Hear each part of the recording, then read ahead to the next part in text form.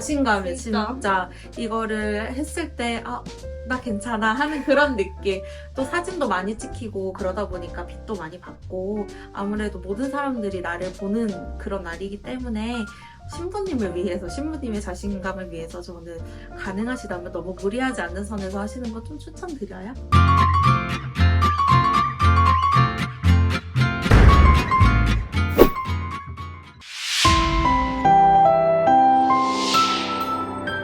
안녕하세요. 예조 7년차 다경실장입니다.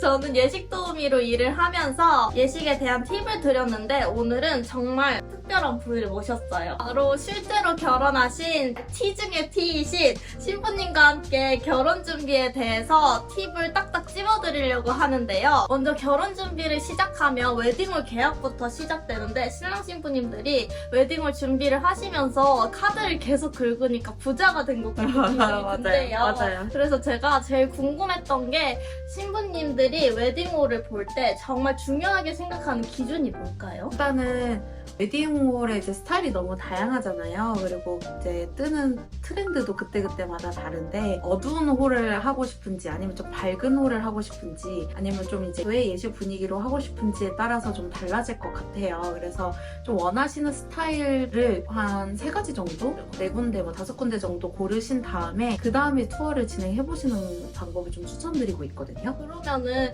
신랑 신부님들이 웨딩홀이 마음에 드는 게 너무 많잖아요. 그래서 5개, 6개씩 투어를 하고 싶다고 하시는 분들도 굉장히 많으시더라고요. 그렇게 할 때는 줄이는 게 좋을까요? 아니면 그냥 다 가는 게 좋을까요? 만약에 시간이 가능하시고 좀 여유가 있으시다면 그냥 데이트 삼아 많이 가보시는 것도 추천드리는데 이제 좀 촉박하신 경우에는 그건 좀 사실상 어렵기 때문에 이제 한 3군데 정도 또 뭐 2군데 정도 사실 괜찮고요. 딱 가보시면 느낌이 오는 게 있을 거예요. 이제 집도 내 집이다 하는 그런 느낌이 있듯이 예식장도 딱 이제 막상 가보시면 사진이랑 또 느낌이 다르기 때문에 가면 딱 여기다 여긴 것 같다 하는 그런 생각이 좀 느낌이 오는 데가 있거든요. 그래서 많으면 좀 에너지도 많이 들기 때문에 좀 한 2-3군데로 가시는 걸 좀 추천드려요. 그러면은 그 웨딩홀을 볼 때 신부님들이 체크리스트를 많이 만드시더라고요. 거기서 제일 중요하게 보는 게 뭐였어요? 일단은 저는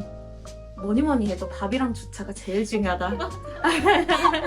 네, 정말 중요하다. 이제 저도 결혼식을 많이 다니고 했지만 제가 했던 결혼식장이 밥이랑 주차로 정말 칭찬을 많이 받았어요. 그걸로 이제 더 이상 얘기가 안 나왔고 다른 결혼식을 많이 가봤을 경우 밥이랑 주차가 문제가 있다? 그러면 정말 두고두고 말이 나오더라고요. 이거는 가족들도 말이 나오고 친구들도 말이 나오고 그렇게 있어서 준비하고 알아봤는데 결국 그게 안 좋다. 제가 어떤 홀을 좋아하냐 뭐냐 이건 다 상관없이 그만큼 밥이랑 주차는 진짜 중요하다. 그리고 오전이랑 오후 예식이 있잖아요. 저도 웨딩홀을 일을 하면서 오전이랑 오후가 다 다른데 밥이 막 식을 때도 있고 그런다고 하더라고요. 그래서 어떤 예식을 추천하시나요? 저는 원래는 한 12시 정도 예식을 하려고 했어요. 근데 이게 정말 홀마다 또 상황이 다르고 내가 원하는 홀, 내가 원하는 날짜에 또 예식 시간이 있는 게 생각만큼 그렇게 많이 있진 않더라고요. 그래서 저는 어떻게 하다가 이제 5시 예식을 했는데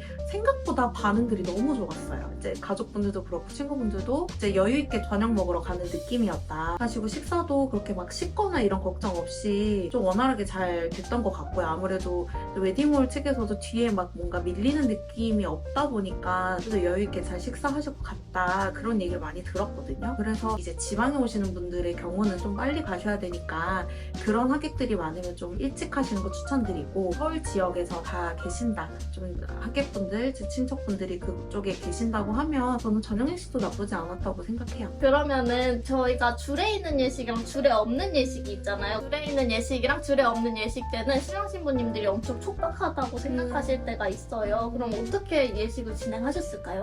저도 욕심이 많았어요. 하고 싶은 게 너무 많았어요. 저는 이제 교회 예식으로 진행을 했고 홀은 교회 채플 홀은 아니었는데 조금 어두운 곳에서 좀 예식 분위기로 차분하게 진행하고 싶어서 그렇게 진행을 했거든요.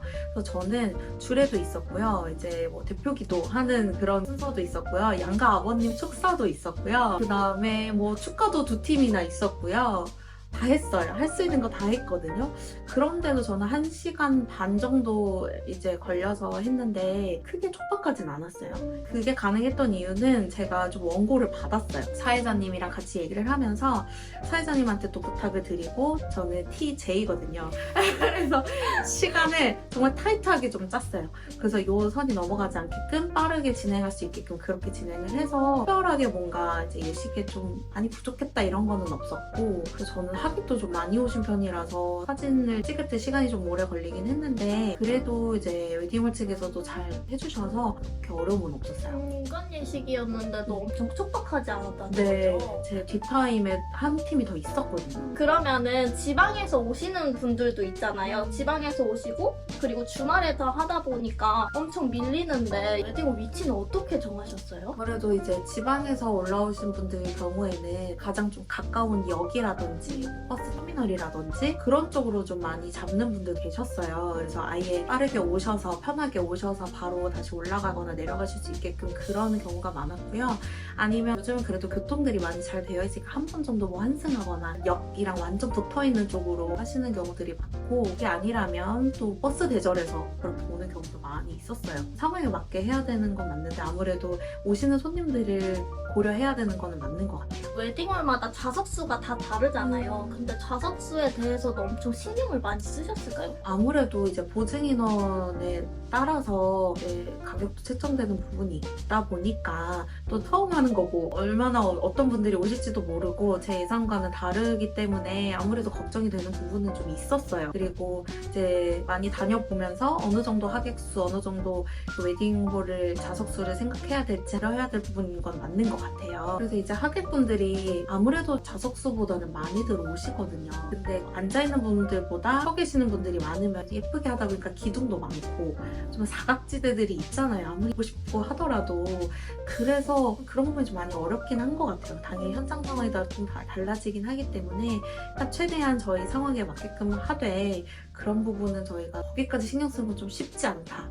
대신에 좀 시야가 넓게 트여지는 홀을 고르시는 거를 좀 추천드리고 있죠. 그래서 저희도 블로그 같은 데를 찾아보면은 막 이것 때문에 안 보였다, 제대로 맞아요. 못 봤다 이런 게 많았는데 맞아요. 그래서 신랑 신부님들이 요즘에는 홀투어로 오시면 막 직접 앉아보시고 그러더라고요. 진짜 어쩔 수 없는 것 같아요. 맞아요. 아무래도 한계가 있기 때문에 좀 어쩔 수 없는 부분이긴 한 것 같아요. 마지막으로 제가 제일 궁금한 게 결혼 준비를 하시면서 잘한 점과 후회하는 점이 있으신가요? 잘한 점보단 아무래도 좀 후회되는 점이 제일 먼저 생각나는 것 같은데, 전 드레스에 조금 돈을 더 쓸걸. 저도 다이렉트 그 웨딩 통해서 이렇게 좀 혼자 길게 시간을 갖고 준비를 했는데 막상 샵에 갔을 때 본식 드레스를 입고 싶은 게 있었어요. 다른 데도 가고 싶고 하고 싶은데 그냥 여기서 해야지 하는 게 있었는데 그게 조금 아쉽더라고요. 그래서 친구들이 드레스 때문에 고민하거나 할 때 그냥 해. 너 하고 싶다 해. 본식 때는 또 더군다나 이제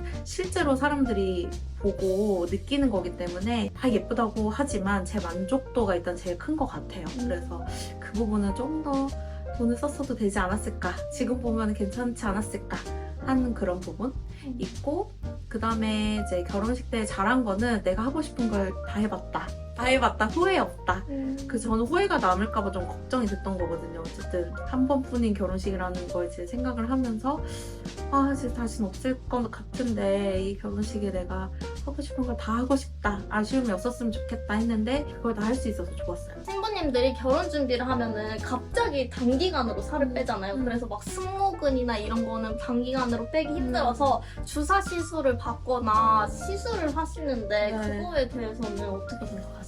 일단 저도 길게 하면서 다이어트를 막 했는데 이게 팔살은 진짜 안 빠져요. 승모근도 쉽지 않고, 저는 또 어렸을 때 이제 좀 저비용으로 하려고 하다 보니까 승모근 같은 경우는 그냥 마사지를 사실 계속 잘 해주면 혈액순환도 되고 운동도 하면서 그렇게 하면 어느 정도는 좀 라인이 살더라고요. 잡히더라고요. 근데 팔뚝은 정말 좀 쉽지 않아요. 그래서 저도 주사를 맞았어요.